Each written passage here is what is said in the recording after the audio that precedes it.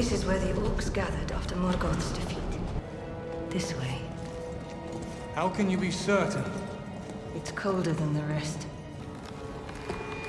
So here you are, chilling at home, nibbling on some little bits of frosticles, when a group of brigands carrying deadly fire breaks in, unannounced, not bringing you any treats or care packages, not even knocking. How would you feel? Far more must have escaped than we ever imagined. This place is so evil, our torches give off no warmth. You hear them talking about how evil it is and how evil you are.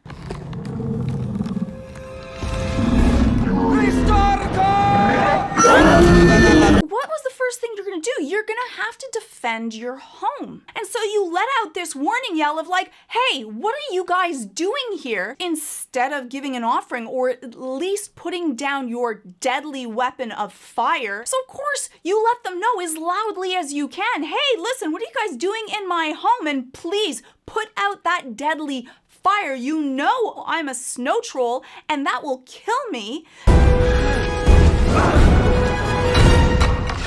They threw the first stone. They directly threw fire at you. Of course, you go through a reaction of fight or flight. This is really frightening, especially if you've been alone in your fortress for such a long time, just relaxing, minding your own business. What would you do? Plus, I think that it is just the rules that if anyone invades your home and attacks you, you have a right to defend yourself. Who really is in the wrong here?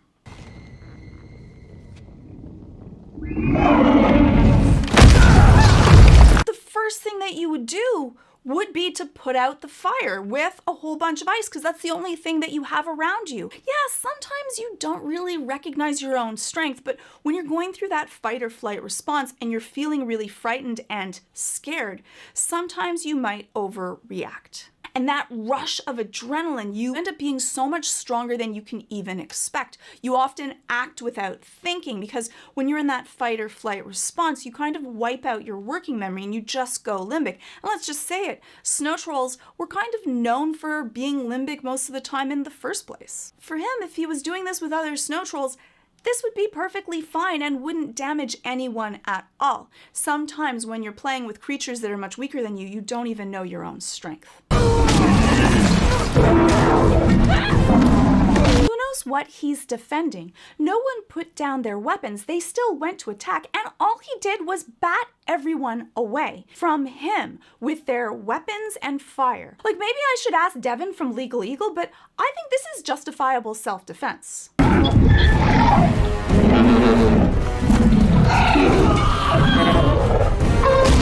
And only after his many warnings of yelling at them, chasing them, throwing ice at them, does he then put hands on all of these attackers. He does in a really strong way, saying, you know what, maybe you shouldn't be here. But do they retreat? No.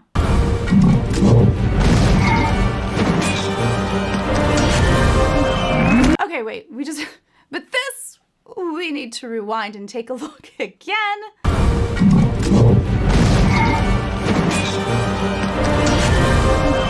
Okay, I'm sorry. This one does remind me of Legolas doing his surf down the side of the stairs.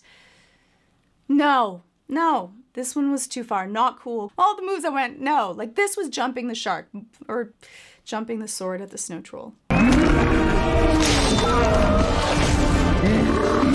Slice at him. It's just so painful to see him being attacked this way.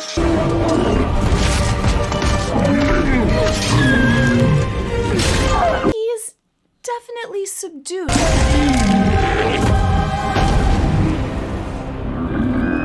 But he's just laying there, moaning in pain, and instead of giving him life-saving medical treatment,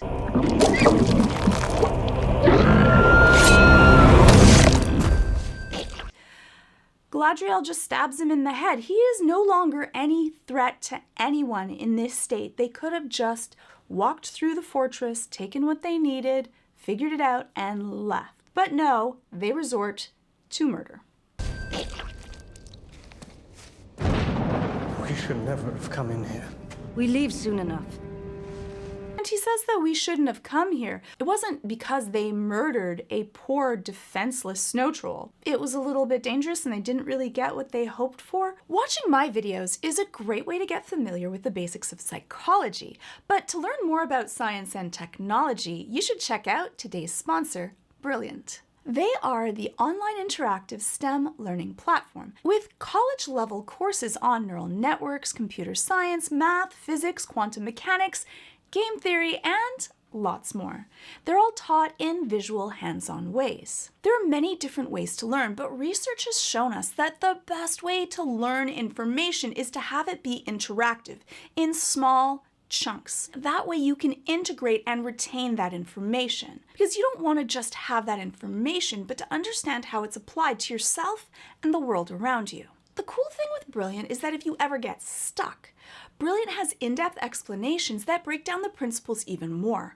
I'm right now working on the course on scientific thinking, and it's wonderfully set out. They have lots of hands-on questions and little tiny animations that actually help you demonstrate how these principles are applied. And I really enjoy that Brilliant has these college-level courses, but they're taught in ways that anyone can learn them at their own pace and their own level. You can stay at home and become more adept at the skills that you want to evolve, and it won't break your budget.